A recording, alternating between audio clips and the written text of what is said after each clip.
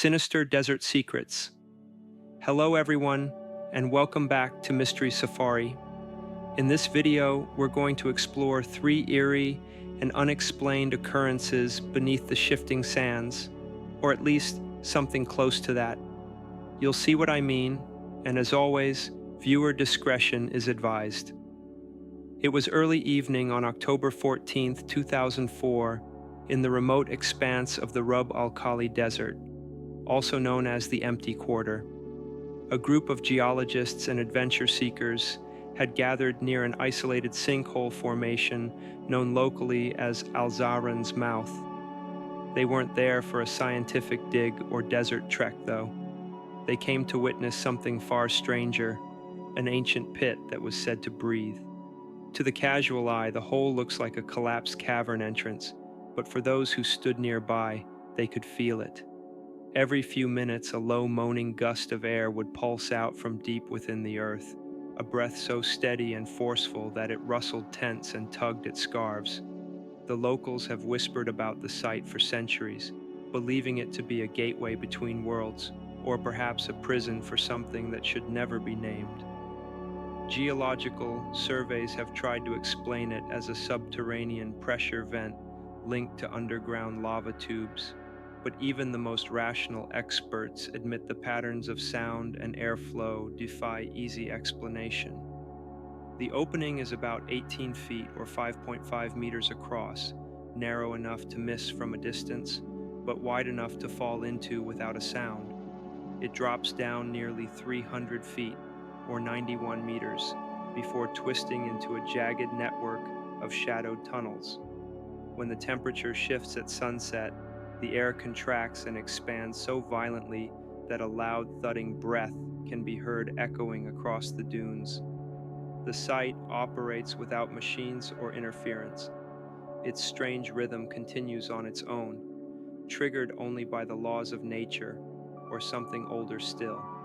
And when the sun sets and the desert cools, the final exhale can send birds scattering into the sky.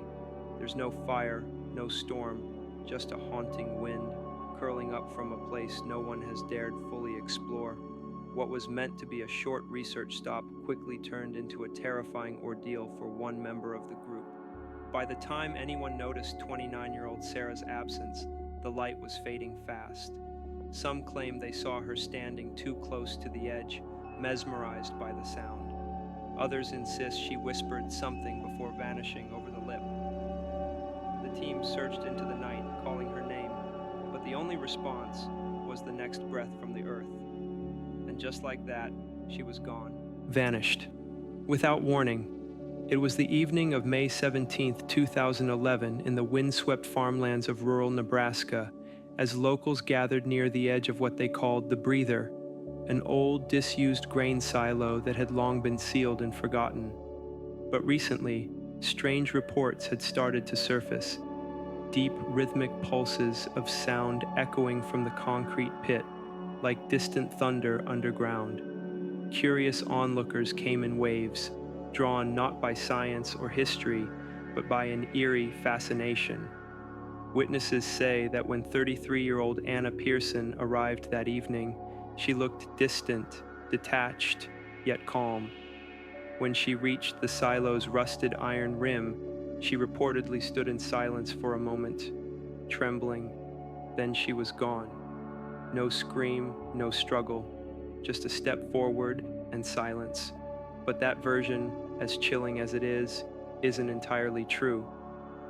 The following morning, a local paper, the Prairie Sentinel, published a more complete and horrifying account. The silo had recently been unsealed for an agricultural redevelopment project, and inside it, old vents had reopened, vents that connected to a decaying network of tunnels used decades ago for grain transfer. As the sun set, air temperatures shifted, creating a massive low-pressure system that began pulling wind and anything else into its maw. That's when Anna, fully clothed, was seen stepping over the caution tape and approaching the opening. The surface winds were deceptively calm, but closer to the edge, the pull was real and deadly.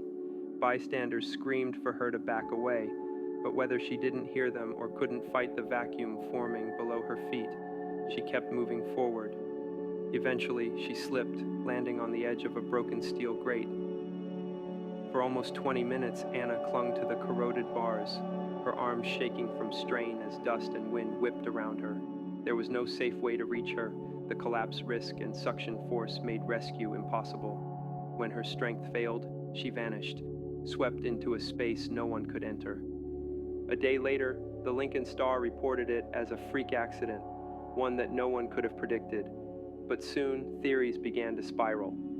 Online forums, blogs, and documentaries speculated wildly, some claiming she was pulled by an unnatural force, others saying she had chosen the silo deliberately, as if it represented some symbolic gateway.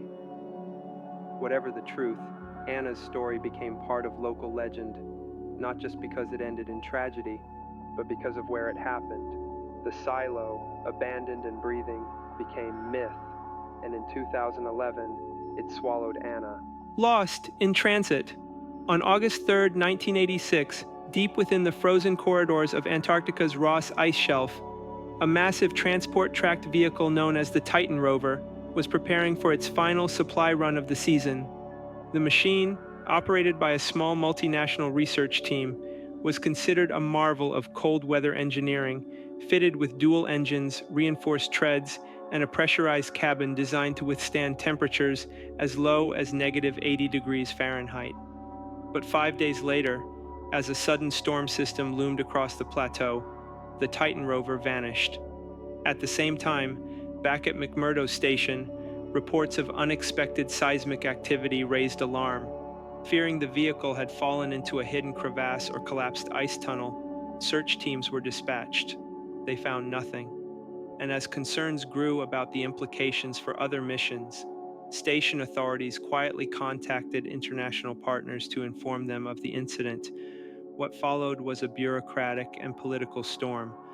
Some officials, citing cost and risk, argued the Titan rover wasn't worth the recovery effort, while others insisted the machine had carried not just supplies, but sensitive data and equipment from a recently discovered subterranean lake. The fractured leadership left the vehicle's fate hanging in limbo. Meanwhile, fragments of unease began to build among the research teams.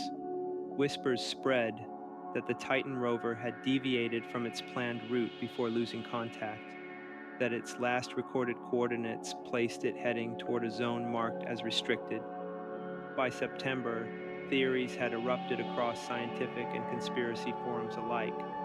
One popular theory claimed the vehicle had encountered a magnetic anomaly that disrupted all systems. Others suggested a sinkhole had swallowed it whole, never to be seen again. But the most chilling came from satellite data quietly leaked to an online science blog. A thermal image captured 3 days after the Titan rover vanished, showing a brief, intense heat signature precisely where no human or machine should have been. To this day, no wreckage has ever been recovered. No signal, no black box, no trace of its passengers. In official records, it's listed as a transport failure due to environmental conditions. But among those who knew the crew, that explanation feels hollow. Because the Titan rover, like so many lost vessels before it, didn't just vanish. It disappeared under circumstances that defy logic. And in the vast silence of Antarctica, where wind erases footprints within minutes, the ice simply closed over and moved on. Echoes beneath ice. The vehicle and its crew of 7 researchers simply vanished. For a long time afterward, no one really knew what had happened, until the official explanation finally came nearly 2 years later. Apparently, the Hollow Star, a prototype deep ice drilling rover, had been lost in a catastrophic collapse triggered by a concealed glacial sinkhole in East Antarctica's Dome Sea region on the night of July 2, 2019. This allegedly occurred roughly 120 kilometers southeast of Concordia Station. According to the satellite logs, the crew had been moving toward an isolated anomaly detected beneath the ice, an area that emitted brief magnetic pulses and irregular geothermal readings. On the night in question, station personnel lost all telemetry from the rover After one final garbled transmission filled with static and a sharp metallic screech, that signal would be the last. The following morning, reconnaissance drones were launched, and a narrow depression in the ice was spotted, barely visible but eerily symmetrical. One drone reported faint thermal signatures deep below the surface, but battery failure forced an emergency return. When the report was examined, it was assumed that the hollow star had broken through a weakened ice shelf and plunged into a subterranean chasm. Afterward, the mission was quietly shut down. Even at the time, however, doubts lingered. The first question was one of speed, how such a heavily reinforced vehicle, outfitted with layered GPS backups and emergency stabilizers, could disappear without triggering a single failsafe. The second issue was stranger. Nearby seismic stations recorded an infrasound event at the exact time of the rover's disappearance, an ultra-low frequency pulse more commonly associated with underground nuclear testing or meteor impacts. And then there was the troubling matter of a final unconfirmed report from a separate station nearly 300 kilometers away. A technician claimed to have picked up a radio burst on an unused frequency, just 2 syllables, distorted but clear, "Don't follow." The voice, they said, was in English, and so the loss of the hollow star might have been accepted as a tragic accident had it not been for these strange, persistent details. The lack of wreckage, the incomplete data logs, and the ominous signal fed theories that its end wasn't just a natural disaster. And over time, alternative ideas emerged, some plausible, others more conspiratorial. One suggested that the hollow star had stumbled upon a classified site buried deep within the ice and was destroyed to keep it secret. Another pointed to foreign interference, suggesting the mission had uncovered something it wasn't meant to. And the most chilling theory, that the magnetic anomaly wasn't natural at all, but a warning.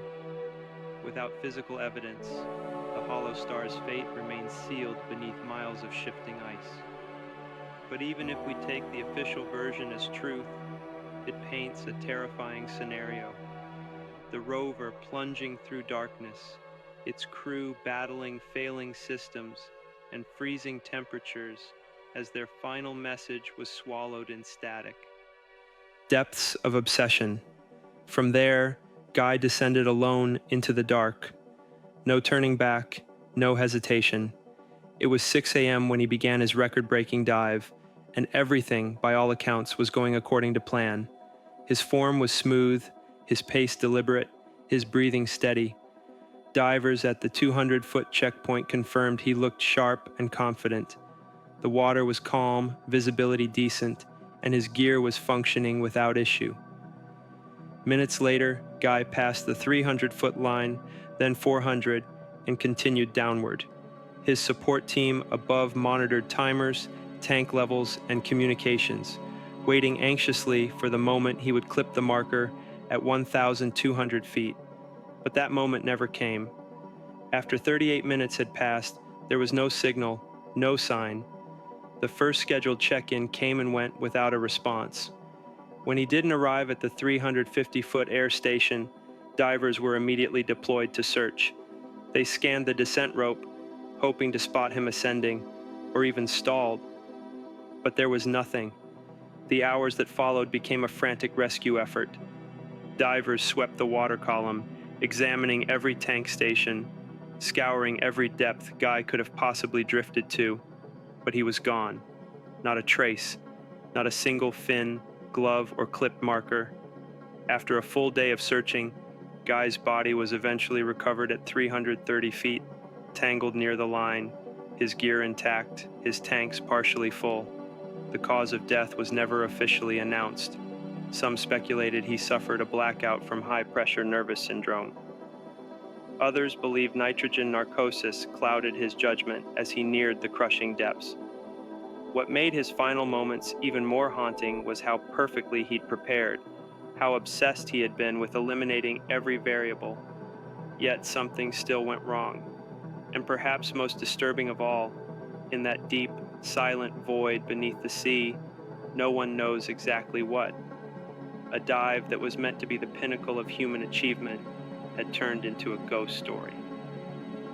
In the end, Dr. Deep's quest to break the boundaries of what the human body could endure also became a chilling reminder of why those boundaries exist. Final descent decision. When they were ready, Guy gave the signal, and the three disappeared into the crystal blue Caribbean waters. The first stage of the plan called for the support divers to essentially carry Guy down to 200 feet so he could conserve his energy for what would be a grueling ascent, to conserve his specialized gas mixtures as well for the extreme depths below. He also breathed from his son's tanks. Then, when they arrived at their first destination, Guy was tethered to the line, and his support divers let go, commencing a rapid descent into the deep blue darkness. Everything came down to what would happen during the next 38 minutes. The support divers looked down into the water with confidence that everything had been meticulously prepared, but also with a growing anxiety. 10 minutes passed, then 20, then 30, and as it drew closer to 38 minutes, a new set of support divers entered the water and descended to the air station at 350 feet. Then, when it passed the 38-minute mark, without any sign of Guy coming up the rope, the divers waited again with the same sense of anxious confidence. With so many moving parts and things that need to be just so, a potential delay in Guy's arrival time was planned for. But then, after 20 minutes passed with still no movement on the line, all that changed. There were no bubbles returned to the surface either, a sure sign that Guy would have been ascending toward the 350-foot station. Either way, divers on standby at the station stayed submerged as long as they safely could, with their eyes fixed on the line. Then, when they had to surface, more divers went in to take their place. Back on the boats, Guy's wife and son waited, searching the water for any break in the stillness or any news from below, that eyes had been laid on Guy, but there was nothing.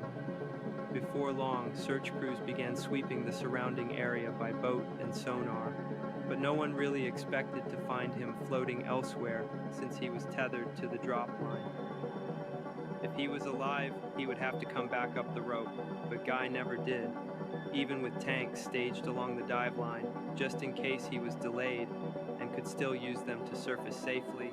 No movement came, and eventually, enough time passed that the team was left to reckon with his absence. By the next morning, word had spread that Guy was missing and presumed dead.